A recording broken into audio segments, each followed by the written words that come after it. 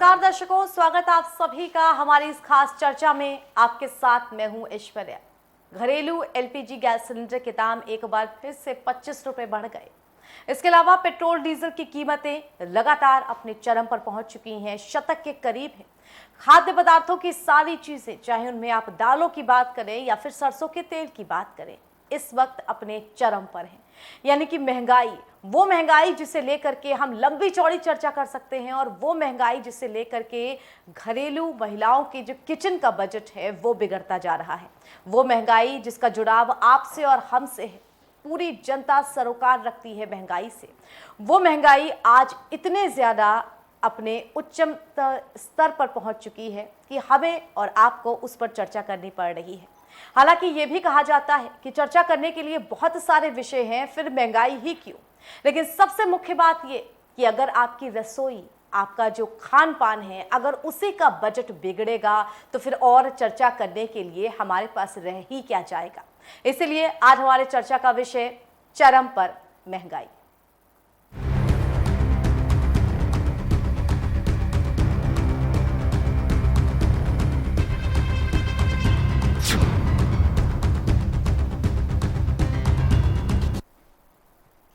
एक महीने में चौथी बार एलपीजी गैस सिलेंडर के दाम बढ़े और ये कुल बढ़ोतरी 125 रुपए की हो चुकी है। पेट्रोल और डीजल की कीमतें हर दूसरे और तीसरे दिन बढ़ जाती हैं, और सिर्फ 2 महीनों के अंदर पेट्रोल डीजल की कीमतों में लगभग 6 रुपए का इजाफा हो चुका है।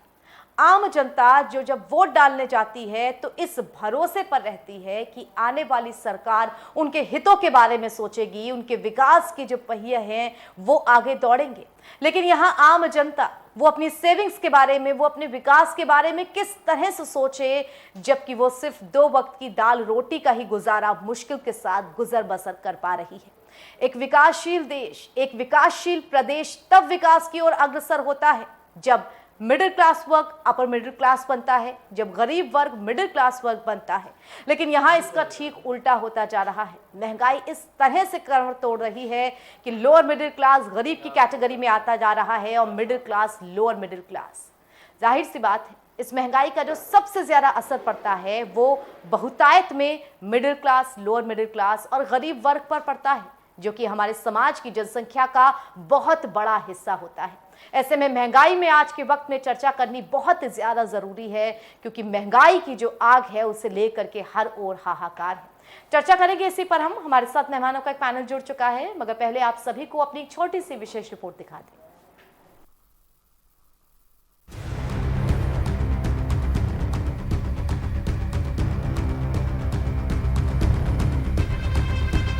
जनता की नजर में महंगाई आज भी सबसे बड़ा मुद्दा है, लेकिन जनता की आज कोई सुनने वाला नहीं है। नतीजन महंगाई बढ़ती जा रही है, जिसकी सीधी मार आम जनता पर पड़ रही है। महंगाई की मार हर तरफ से रसोई पर पड़ रही है। खाद्य पदार्थों की कीमतों ने आसमान छू रखा है। रसोई का बजट बिगड़ चुका है। गृहिणियां नाराज हैं। वो सवाल उठा रही हैं कि कोरोना संकट काल में पहले ही बजट बिगड़ चुका है, फिर दोहरी मार क्यों दी जा रही है। रसोई में दाल, चावल, रिफाइंड, सरसों का तेल का उपयोग सबसे ज्यादा होता है। इन्हीं चीजों के दाम अंधाधुंध बढ़ गए हैं। सरकार भले ही लाख प्रयास कर ले, लेकिन बढ़ती महंगाई से आम जनमानस की कमर अब टूटती हुई नजर आ रही है। फिर चाहे पेट्रोल के दाम हो या डीजलों के दाम हो या फिर साग सब्जी या फिर तेल मसाले के दाम हो, लगातार बढ़ती महंगाई से मध्यम वर्गीय और रोज कमाने खाने वाला वो तबका आज परेशान है, आहत है इस बात से कि बढ़ती महंगाई से उनकी जेबों पर तो असर पड़ ही रहा है, साथ ही साथ रोटी को भी गरीब मोहताज होता हुआ साफ तौर पर नजर आ रहा है। कैमरा राम के साथ मैं के तिवारी, के न्यूज, लखनऊ। तो महंगाई जब अपने चरम पर होगी तो जनता में हाहाकार जरूर मचेगा। जनता सवाल भी पूछेगी और जनता अपनी चुनी हुई सरकार से जवाब भी मांगेगी कि आखिर क्यों बिजली के दाम उत्तर प्रदेश में बाकी सब पड़ोसी राज्यों से सबसे ज्यादा हैं। आखिर क्यों पेट्रोल और डीजल की कीमतें यहां पर शतक के करीब पहुंच रही हैं। आखिर क्यों प्याज हर 6 महीने में अपने उच्चतम स्तर पर पहुंच जाता है। आखिर क्यों दालें, उनके दाम स्थिर रहने या कम होने की बजाय हमेशा एक स्तर ऊंचे ही हो जाते हैं। और इस बात में भी कोई दो राय नहीं कि अगर पेट्रोल और डीजल के दाम बढ़ेंगे तो हम और आप उन बढ़े हुए दामों को तो देंगे ही, लेकिन उनके जरिए जो माल ढुलाई के दाम बढ़ेंगे और वो हमारे सभी खाद्य पदार्थों पर आएंगे तो उनमें भी कुछ हिस्सा हमारी खरीदी का आएगा। यानी कि आम इंसान का जो बजट है, जो सैलरी क्लास है, जो कि फिक्स सैलरी में काम करता है, वो अपनी सेविंग्स कहाँ से करेगा अगर उसे इस महंगाई में अपना घर चलाना है। कहने को तो महंगाई के लिए ये कहा जाता है कि महंगाई तो हर बार ही बढ़ती है। महंगाई के लिए आप बात करें तो 70 के दशक की बॉलीवुड फिल्म के गाने महंगाई तुझे मौत क्यों ना आई से लेकर के 2013 के गाने महंगाई डायन खाए जात है तक महंगाई हर वक्त मौजूद थी। लेकिन महंगाई को लेकर के अब यह भी कहा जा सकता है कि मिडिल क्लास महंगाई के बोझ तले अपने आप को कितना हद तक दबा पाएगा। एक तो ऐसा वक्त आएगा जब वो उस दबाव को सहन नहीं कर पाएगा और इस बात के लिए अपनी मुखालफत करेगा कि आखिर इस पूरी महंगाई का बोझ हम पर ही क्यों। जीएसटी और वैट से लेकर के तमाम चीजें जो हम खरीदते हैं उन सब का बोझ हम पे ही क्यों, जबकि हमारी कमाई के साधन उतने ही सीमित हैं, वो नहीं बढ़े हैं। तो आइए अपनी चर्चा की शुरुआत करते हैं और हमारे साथ जो मेहमान जुड़ गए हैं उनका परिचय आपसे करा देते हैं। हमारे साथ सपा की तरफ से यासिर सिद्दीकी जी जुड़े हुए हैं। यासिर जी, बहुत स्वागत आपका हमारी इस चर्चा में। और इसके अलावा भी जो मेहमान हमारे साथ जुड़ जाएंगे उनका परिचय हम आपसे करा देंगे, लेकिन शुरुआत यासिर जी आपसे करते हैं। यासिर जी, यहाँ पे समझने वाली बात यह है, सरकार की जवाबदेही बनती है और विपक्ष की जिम्मेदारी बनती है। ऐसी बात नहीं कि विपक्ष कभी सरकार में नहीं था, लेकिन विपक्ष जब सरकार में था तब भी इसी तरीके के हालात थे, महंगाई कभी कम होती हुई नहीं दिखी। क्या आम जनता ये माने कि हर बार जब वो वोट डालती है वो अपने आप को ठगा हुआ सा ही महसूस करती है? देखिए, बिल्कुल आपकी बात सही है। ये सवाल, इसमें 1000 तरीके के क्यों हैं। क्यों इसलिए है कि सरकार जब वोट मांगने जाती है तो आम जनता के पास जाकर के ये कहती है कि वो तमाम तरीके की चीज़ों को, पेट्रोल, बिजली और तमाम चीज़ों को कम करेगी। आप देखिए 2013 में 7 रुपए सिलेंडर में भरा था और जो आज केंद्रीय मंत्री बनकर के बैठे हैं उन लोगों ने प्रोटेस्ट करा था इसके खिलाफ। सिलेंडर पे पैसे बढ़ने पे उन्होंने प्रोटेस्ट करा था। आज के समय में जब जनता ने उनकी सरकार को चुना है और केंद्र में भी भारतीय जनता पार्टी की सरकार है, तो इतनी महंगाई क्यों उनका कंट्रोल नहीं है? क्यों उनके साथ ऐसी परिस्थिति है कि वो सीधे जनमानस के जीवन पे अटैक कर रहे हैं? क्यों इस तरीके की सिचुएशन है कि लगातार पेट्रोल के दाम बढ़ रहे हैं, लगातार डीजल के दाम बढ़ रहे हैं, लगातार गैस सिलेंडर के दाम बढ़ रहे हैं? आपका किसी चीज पे नियंत्रण नहीं है। और इसी जगह पर जब कांग्रेस की सरकार थी तो आप खूब बढ़ चढ़ करके इसके ऊपर आंदोलन करते थे। 7 रुपए बढ़ने पर आपने इतना लंबा प्रोटेस्ट करा था। भारतीय जनता पार्टी को कह रहा हूं मैं जी। आज की स्थिति यह है, आज क्यों नहीं बोल रहे हैं आपके मंत्री, क्यों नहीं प्रोटेस्ट कर रहे हैं? ये बहुत ही ज्यादा अफसोस का विषय है। बहुत ही ज्यादा इस तरीके की बात है कि सरकार के हाथ में, कंट्रोल में महंगाई नहीं रह गई। अब महंगाई अपने चरम पर है, आम जनमानस इससे त्रस्त है। आप ये समझिए कि डीजल के दाम बढ़ने से डायरेक्टली आम जनमानस को इसका असर पड़ेगा, क्योंकि भाड़ा महंगा होगा, सब्जियां आती हैं, जाती हैं, ट्रेडिंग होती है, तमाम सारी चीजें, हर तरीके से इसका सारा बोझ जाकर के आम जनता पे पड़ रहा है। हमारे साथ इस चर्चा में बीजेपी की तरफ से केसी जैन जी भी जुड़े हुए हैं। केसी जी, बहुत स्वागत आपका हमारी इस चर्चा में। आप तक मेरी आवाज पहुंच पा रही है? केसी जी, आप तक मेरी आवाज पहुंच पा रही है? जी नमस्कार केसी जी, स्वागत आपका। पहला प्रश्न यही, जो कि आज के अखबारों की हेडलाइंस भी है, जो कि हर जगह चर्चा का विषय भी है और जिसे लेकर के आम जनता में बहुत ही ज्यादा नाराजगी भी है। फिर गैस सिलेंडर के दाम, जो घरेलू उपयोग की वस्तु है, 25 रुपए बढ़ चुके हैं। एक महीने में 4 बार बढ़ाए गए हैं, कुल 125 रुपए बढ़ चुके हैं। जनता कितना त्राही करेगी कि सरकार के कानों तक आवाज पहुंचे? बात तो ये है कि जो पेट्रोलियम पदार्थ हैं, गैस के दाम हो या पेट्रोल के और डीजल के दाम है, इनको स्वतंत्र रूप से इनके रेटों के निर्धारण के लिए एक अलग से जो उनकी समिति है जो तय करती है। तो कुल मिलाकर के जो अभी तक सरकार के द्वारा चीजें तय होती थी, इनसे अलग रखने का काम केंद्र की सरकार, जब कांग्रेस की सरकार थी, उसी ने इस तरीके की बना करके इसको स्वतंत्र किया कि इसके रेट का निर्धारण अलग तरीके से होगा और ये कंपनियां इसका निर्धारण करेंगी। दूसरी बात ये कि जो अभी तक सब्सिडी दी जा रही थी वो लगातार सब्सिडी दी जा रही थी। इस समय लोगों के अकाउंट में ये जानकारी मिल रही है कि कुछ लोगों के अकाउंट में सब्सिडी पहुंच रही है, लेकिन कुछ लोगों के अकाउंट में सब्सिडी नहीं पहुंच रही है। तो देखिए केजी के हिसाब से जो रेट बढ़े घरेलू गैस सिलेंडर के, तो देखिए क्या कि इसका निर्धारण तो पहली बात तो अलग तरीके से होता है रेटों का, स्वतंत्र रूप से कंपनियां इसका करती हैं। लेकिन भारत सरकार लगातार इस चीज के लिए प्रयासरत है कि इस तरीके से किसी भी चीज की महंगाई की मार ना पड़ने पाए। लेकिन ये हर एक व्यक्ति को ये चीज मालूम है कि कोरोना काल में जिस प्रकार से रिफाइनरी सेंटर बंद रहे और जो उत्पादन था उत्पादन पे भी रोक लगी, चूंकि वहां पे जो वर्कर्स थे लगातार काम नहीं कर रहे थे और जो रिफाइनरी सेक्टर थे वो बहुत ही घाटे में भी थे। तो ऐसे में कुछ कीमतें बढ़ी हैं, लेकिन सुश्री सीतारमण जी ने भी कहा है कि इनके नियंत्रण के लिए हम प्रयासरत हैं। लेकिन हमारे लिए एक समस्या है कि जो ठीक है यहाँ पे केसी जी, अगर सरकार नियंत्रण के लिए प्रयासरत है तो मेरा सीधा सा सवाल ये, उज्ज्वला योजना सरकार की बहुत ही महत्वाकांक्षी योजना है। अपनी एक बेसिक योजनाओं के तौर पे सरकार उज्ज्वला योजना का गुणगान हर जगह करती है। उसके तहत गरीब लोगों को सिलेंडर दिया जाता है।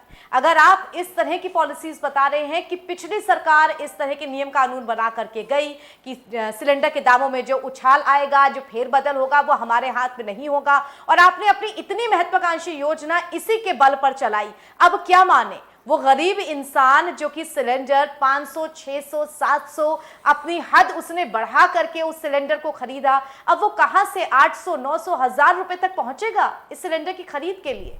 जो सफेद कार्ड धारक जो हैं, जो कि गरीबी रेखा के नीचे कार्ड धारक हैं, उनके लिए सारी योजनाएं अलग हैं, और जो गरीबी रेखा के ऊपर के लोग हैं उनके लिए अलग योजनाएं हैं। साथ ही साथ जिन लोगों ने गैस सब्सिडी छोड़ी, बहुत सारे तो ऐसे लोग जो गरीबी रेखा के ऊपर हैं लेकिन उनको लगातार सब्सिडी मिले, उन लोगों ने भी गैस सब्सिडी छोड़ी। तो देखिए उसका लाभ जो उज्ज्वला योजना के अंतर्गत है, जो लोगों के पास अभी तक जो लोग चूल्हे में जलाते थे, लकड़ी का गोबर के कंडों का इस्तेमाल करते थे, और उनकी पीड़ा हर कोई समझ सकता है। तो ऐसे में अगर किसी ने इस सब्सिडी को छोड़ने का काम किया तो इसका लाभ उन गरीब परिवारों को मिला। तो देखिए हमारी केंद्र की सरकार लगातार गरीबों के लिए काम कर रही है, वो चाहे आवास को लेकर के हो और सब्सिडी को लेकर के हो। आप देखिए उनको जो फूड गारंटी योजना के अंतर्गत उनको जो भोजन उपलब्ध कराया जा रहा है, जो उनको खाद्यान्न उपलब्ध कराया जा रहा है, 2 रुपए किलो 1 रुपए किलो के हिसाब से जिस प्रकार से उनको खाद्यान्न उपलब्ध कराया जा रहा है, चावल और गेहूं भी लगातार उनको उपलब्ध कराया जा रहा है। तो ये सारे ठीक है केसी जी, दोबारा आऊंगी आपके पास। यासिर जी, केसी जी का कहना है सरकार लगातार गरीबों के हितों के लिए काम कर रही है, लगता है आपको ऐसा? सरकार लगातार गरीबों के लिए काम कर रही है, टीवी पे, पेपरों में। सरकार जमीन पे गरीबों के लिए काम नहीं कर रही है। मेरे दोस्त केसी जैन साहब, ये कैसे कह सकते हैं कि पिछली सरकार का बनाया हुआ नियंत्रण आज उनकी सरकार के ऊपर चल रहा है, इसलिए सिलेंडर के दाम बढ़ रहे हैं, इसलिए पेट्रोल डीजल के दाम बढ़ रहे हैं। देश में कुछ जगह पर 100 रुपए लीटर है पेट्रोल। मुझे लगता है कि भारतीय जनता पार्टी को शर्म आनी चाहिए कि उनके कंट्रोल से महंगाई की काबू करने की स्थिति बाहर है। उनके अंदर ये सक्षमता नहीं है कि वो देश को, प्रदेश को किसी भी तरीके से ऐसी सरकार और ऐसे मॉड्यूल प्राप्त करवाएं जिससे महंगाई कम हो, आम जनमानस के हित के लिए कुछ प्रावधान आए, कुछ तरीके आए जिससे आम जिंदगी में खुशहाली आए। ये मानने में एक्सेप्ट कर लेना चाहिए, और एक्सेप्ट करने के बाद इसको सही तरीके से करना चाहिए। ठीक है, यहाँ पे यासिर जी ये सवाल भी बनता है और बहुत जबरदस्त तरीके से बनता है कि आखिर कब तक जनता भी पक्ष और विपक्ष को चुनेगी? अगर निष्पक्ष होकर के जनता इस बात को सोचे कि हमने पिछली सरकार को भी वोट दिया था, सरकार बहुमत के साथ बनी थी, सरकार 5 साल के लिए आई थी, हमने इस बार भी वोट किया, सरकार बहुमत के साथ आई, लेकिन हमारी जो महंगाई थी, हमारी जो अन्य समस्याएं थी, वो जस की तस रह गई। यहाँ सरकार से बात करो तो सरकार एक शब्द सरकार के पास होता है कि पिछली सरकार से हमें ये घाटा विरासत में मिला है, पिछली सरकार से ये घोटाले हमको मिले हैं, हम तो उन्हें सुधारने की कोशिश कर रहे हैं। और विपक्ष हर बार ये चीज कहता है कि सरकार में कितने सारे लूप होल्स हैं। कहां जाएगी इसके बीच जनता? देखिए, जनता इन दोनों के बीच में पिस रही है, बिल्कुल हकीकत की बात है। और तर्क वितर्क की राजनीति अब इस देश से पूरी तरीके से खत्म होनी चाहिए। भाई, विपक्ष कहता है कि आज सरकार पक्ष में है, सरकार कहती है जब विपक्ष ने ये करा था तो हमने तो उससे कम करा है। इस राजनीति से ऊपर उठना चाहिए।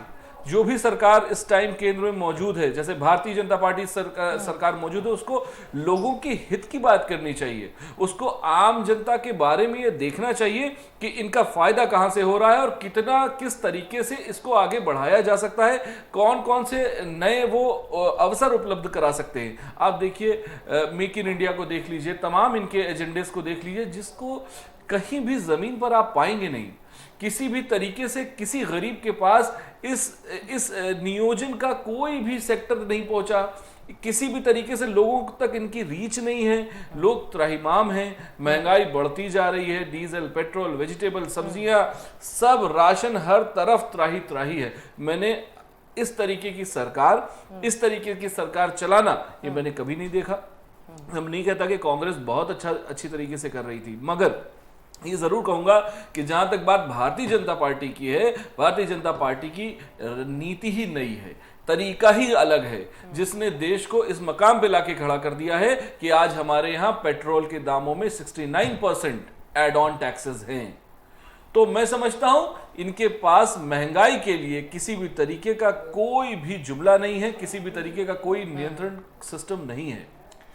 दर्शकों, यहाँ एक छोटे से ब्रेक के लिए रुक रहे हैं, लेकिन ब्रेक के उस पार भी बहुत सारे सवाल हैं जिन्हें लेकर के आम जनता ये कह सकती है कि क्या हमने यही दिन देखने के लिए वोट दे करके सरकार बनाई थी? क्या हमारे प्रतिनिधि हमें लेकर के सही विकास की नीतियां बना रहे हैं? और अगर बना रहे हैं तो फिर आज हमारी ऐसी दशा क्यों है? छोटा सा ब्रेक, जल्द लौटेंगे।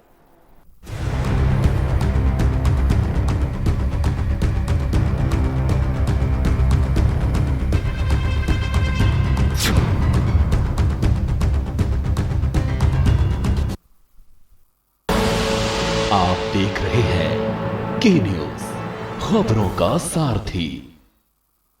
खुदी को आजमाया है तो ये अंदाज आया है, खुदी को आजमाया है तो ये अंदाज आया है। तुम में भी मैं हूं, शुद्ध प्लस पान मसाला।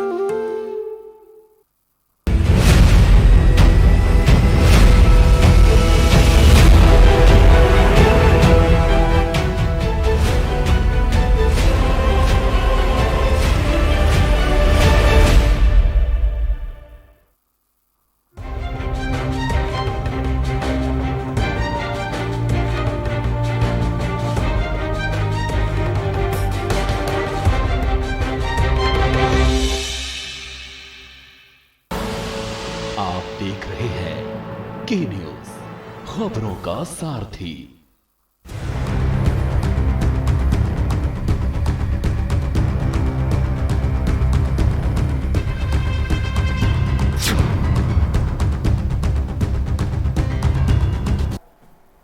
ब्रेक के बाद आपका स्वागत। चर्चा कर रहे हैं हम महंगाई पे, जो कि चरम पर पहुंच चुकी है। आप उंगलियों पर गिन सकते हैं उन सारी चीजों को जिन पर महंगाई नहीं बढ़ी है। उनके अलावा हमारे रोजमर्रा के इस्तेमाल आने वाली सभी ऐसी चीजें हैं जिन पर महंगाई ना कि बढ़ी है, बल्कि इस तरह से उत्तरोत्तर तरीके से बढ़ी है कि वो चीजें 2 गुना, 3 गुना, 5 गुना और कहीं तो 10 गुना हो चुकी हैं। अगर बात करना शुरू की जाए तो घरेलू गैस सिलेंडर से लेकर के आपके सब्जियां तक और आपके मसालों से लेकर के आपकी दालों तक, तेल जो कि मूलभूत जरूरत है हर रसोई की, वहां से लेकर के जो हम बिस्किट्स, नमकीन और तमाम तरीके की चीजें जो अपने डेली यूज में इस्तेमाल करते हैं, उन सब पर महंगाई जरूरत से ज्यादा बढ़ चुकी है।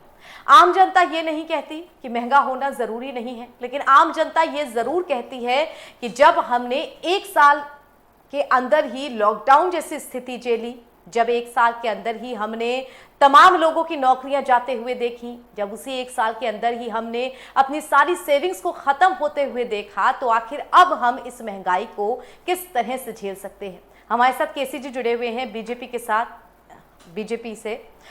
केसी जी, महंगाई को लेकर के बहुत ज्यादा प्रश्न हैं, लेकिन महंगाई ज्यादातर मुद्दा नहीं बनती है। महंगाई मुद्दा इस वक्त इसलिए है क्योंकि आप सब्जियों के दाम उठा करके देखें, प्याज जो कि अमूमन साल में एक बार उछाल पे आते थे वो हर 6 महीने में उछाल पे आ रहे हैं। आप उन दालों के रेट को देखें जो कि कभी कभार बढ़ते थे, वो भी अब अपने चरम पर हैं। आप उन खाने के तेल को देखें तो उसके दाम भी वहीं पर हैं। मतलब मैं एक एक करके आपको वो सारी चीजें गिना सकती हूं जो कि एक आम आदमी की इतनी मूलभूत जरूरत है कि सैलरीड क्लास शायद इसी के लिए नौकरी करता है, इसी के लिए वो सुबह दफ्तर जाता है और शाम को दफ्तर से आता है। अगर यही चीजें उसे नसीब नहीं होंगी या उसे लगेगा ये इतनी मुश्किल से नसीब हो रही हैं, तो क्या वो सोचने पर मजबूर नहीं होगा कि मैंने वोट देकर गलती तो नहीं कर दी।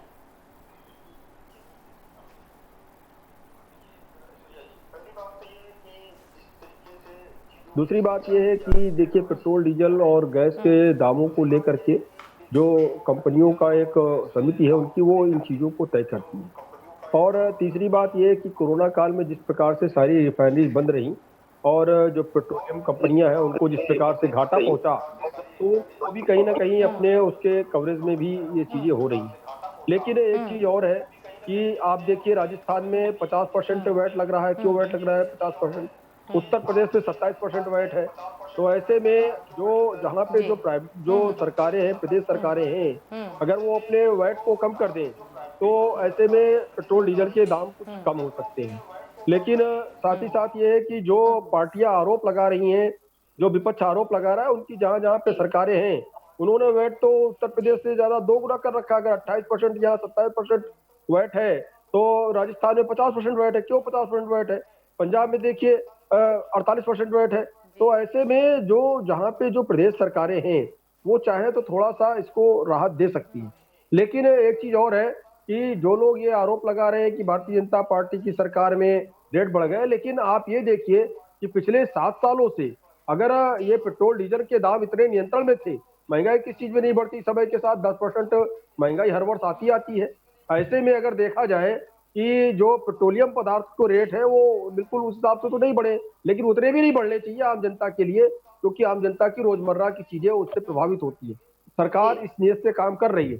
लेकिन आप ये देखिए, अगर 7 सालों से जो रेट 7 साल के पहले कांग्रेस के दरमियान थे कि जो है 90 रुपए में पेट्रोल उस वक्त बिक रहा था, अगर हम 7 साल पहले की स्थिति तक में पहुंच रहे हैं, 7 साल के बाद महंगाई कहाँ पे पहुंच जाती सामान्यतया। तो पेट्रोल डीजल के दाम अगर उस तुलना में किए जाए, जो लोग आरोप लगा रहे हैं उस हिसाब से तो कुछ नहीं बढ़े। लेकिन हमारी सरकार आने के बाद में अगर हमने 7 साल तक चीजों को नियंत्रण में रखा तो उसकी सराहना करने के बजाय वो आरोप ये लगा रहे हैं कि दाम बढ़ गए। जब दाम कम किए थे, आपके 90 रुपए लीटर से अब 75 रुपए में ले आए थे पेट्रोल डीजल के दाम, तब आपने नहीं कहा कि 75 रुपए में कैसे हो गया, तब तो कोई नहीं बोला। तो ऐसे में फिर भी सरकार प्रयास कर रही है कि वैट, एक्साइज ड्यूटी, इन चीजों को कहीं ना कहीं नियंत्रण करके कम करके पेट्रोल डीजल के दामों को कम बीच में रोकूंगा।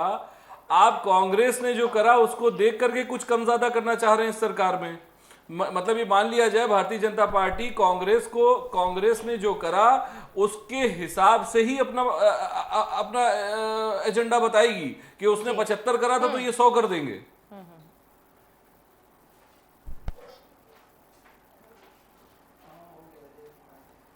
ठीक है, हम फिर से केसी जी आपके पास आऊंगी, आपसे जवाब मांगूंगी, लेकिन हमारे साथ शत्रुपा पांडे जी जुड़ गई हैं, सामाजिक कार्यकर्ता हैं। शत्रुपा जी के पास चलते हैं। शत्रुपा जी, आप एक गृहिणी भी हैं, आप एक आम जनता के लिहाज से भी यहाँ पर सब कुछ देख रही हैं। महंगाई को लेकर के इस वक्त क्या कहेंगी आप? क्योंकि यहाँ जब हम बात करते हैं तो बात हमेशा पक्ष और विपक्ष, 2 सरकारों के बीच ही आ जाती है, और 2 सरकारें हमेशा इस चीज को साबित करने में लगी रहती हैं कि वो बेहतर थी या मैं बेहतर। लेकिन आम जनता इसके बीच में जो पिसती है, उस आम जनता की राय क्या है महंगाई को लेकर के? कमर तो जनता की ही टूटती है और राजनीति इतर विषय है। और मैं जहां तक ये देख रही हूँ कि ये इसमें 2 राय नहीं कि इस वक्त जो महंगाई बढ़ोतरी हो रही है उसने कमर तोड़ दी है बिल्कुल। और आंकड़ों में उलझा नहीं जा सकता। मैं बहुत बड़ी अर्थशास्त्री नहीं हूँ जो मैं इतना समझा सकूं या समझ सकूं कि जो आंकड़े रखे जा रहे हैं, लेकिन सच बात यह है कि लगाने की क्षमता आम जनमानस में है कि अगर पिछले 2 महीने पहले कोई रिफाइंड 90 रुपए बिक रहा था और वो 140 में बिक रहा है, तो एक साधारण गैर पढ़ा लिखा अनपढ़ भी समझ सकता है कि महंगाई चरम पर है, अंधाधुंध वृद्धि हो रही है और इसका सीधा असर जनजीवन पर पड़ रहा है। और ये जो बेरोजगारी है, ये शायद मूल कारण है इसका कि ये महंगाई बढ़ रही है और आय कम हो रही है और खर्च बढ़ चुके हैं। और ये कोरोना संकट काल के वक्त इस तरह की और एक तकलीफ से जूझना, मुझे लगता है कि भारत में इस वक्त सबसे त्राही त्राही मची हुई है। आपने कोरोना की बात की शत्रुपा जी, बिल्कुल आपने कोरोना की बात की शत्रुपा जी, यही बात लेकर के मैं केसी जी आपके पास जाऊंगी। केसी जी, सरकार अगर तमाम तर्क और दलीलें देती है कि उसकी महंगाई पे पकड़ नहीं हो पा रही है, तो हम इसमें ये कह सकते हैं, आम जनता ये जरूर कहती है कि जिस तरह उसने कोरोना के साथ जूझा, उसकी सेविंग्स खत्म हुई, लाखों मिडिल क्लास की नौकरियां चली गईं, ऐसे वक्त में क्या सरकार अगर बेतहाशा पेट्रोल, डीजल और एलपीजी गैस सिलेंडर, सरसों के तेल के दामों में बढ़ोतरी करेगी तो कैसे काम चलेगा? सरकार के नियंत्रण से बाहर रखने का काम पिछली केंद्र सरकार, पिछली कांग्रेस की सरकार ने किया, लेकिन उसके बाद में भी सरकार ने वैट और एक्साइज ड्यूटी को नियंत्रण करते हुए जिस प्रकार से इसके रेट अभी तक नियंत्रण में रहे, इस तरीके से रेट कभी भी नियंत्रण में नहीं रहे। अगर पिछले 7 सालों तक रेट नियंत्रण में रहे और अभी कुछ समय के लिए अगर महीने 2 महीने के अंदर इस तरीके की चीजें आई हैं, तो ये रेट कम हो, किस तरीके से कम हो, इसके लिए सरकार प्रयास कर रही है। और बाकायदा सुश्री सीतारमण जी ने भी स्पष्ट रूप से कहा भी कि हम इसके लिए प्रयास कर रहे हैं। दूसरी बात यह कि अभी कोरोना काल में 20 लाख करोड़ रुपए अगर सरकार ने इशू किए, जनता के बीच में वो पैसा पहुंचा, जिससे कि उद्योग धंधे जो बंद हैं, जो मध्यम वर्ग के व्यापारी हैं, जो बहुत छोटे उद्यमी हैं, उनको लाभ पहुंचाते हुए, राहत पहुंचाते हुए एक राहत पैकेज 20 लाख करोड़ रुपए का राहत पैकेज केंद्र सरकार ने जारी किया। तो ऐसे में सरकार तो लगातार इस चीज में प्रयासरत है कि लोगों की आय बढ़े, लोगों के पास में पैसा हो। देखिए, जब लोगों के पास पैसा होगा, लोग काम करेंगे तो टैक्स भी जनरेट होगा, तभी जनरेट होगा टैक्स। जब लोगों के पास पैसा होगा, लोगों के पास में आय होगी। जब आय नहीं होगी, लोग काम नहीं करेंगे, लोग उद्योग नहीं, चाहे छोटे हो, मधु एकदम लघु उद्योग या मध्यम उद्योग हो, तो तब तक टैक्स भी जनरेट नहीं हो, तब तक पैसा भी सरकार के पास नहीं आएगा। और सरकार एक वेलफेयर सोसाइटी है, एक वेलफेयर तरीके से काम करती है, तो जनता से ही पैसा लेकर के जनता के लिए सरकार काम करती है। ऐसे में सरकार इस चीज के लिए लगातार प्रयासरत है कि जो तत्काल जो एक जनता के ऊपर एक भार पड़ा है, महंगाई का भार पड़ा है, इसको कैसे कम किया जाए, गैस सिलेंडर कम किया जाए। केसी जी, जनता अपना जो अधिकार है 5 साल के लिए सरकार बनाने का, राज करने का, वो इसलिए चुन करके देती है कि उसकी दुख तकलीफें, मुसीबतें कम हो, वो विकास के पथ पर अग्रसर हो। लेकिन सत्ता की कुर्सी पर बैठते ही सरकार के पास तमाम दलीलें हाजिर हो जाती हैं उस महंगाई को सही साबित करने के लिए। फिलहाल महंगाई ऐसा मुद्दा है जिस पर हम चर्चा कर सकते हैं बेहिसाब, लेकिन महंगाई पर आज चर्चा करना इसलिए जरूरी था क्योंकि महंगाई का दबाव आम जनता पर इतना ज्यादा बढ़ चुका है कि आम जनता अब उसकी मुखालफत करने के करीब पहुंच रही है। फिलहाल बहुत धन्यवाद केसी जी हमारे साथ जुड़ने के लिए, क्योंकि सरकार जो नीतियां आम जनता के लिए बना रही है, सरकार का जो पक्ष है वो भी हमें जानना बहुत ज्यादा जरूरी होता है। शत्रुपा जी, धन्यवाद आपका हमारे साथ जुड़ने के लिए। यासिर जी, आपका भी बहुत धन्यवाद हमारे साथ जुड़ने के लिए। और इसी के साथ दर्शकों, फिलहाल महंगाई पर हमारी इस चर्चा में इतना ही। दीजिए इजाजत और देश दुनिया की तमाम खबरों के लिए जुड़े रहिए के न्यूज के साथ। धन्यवाद।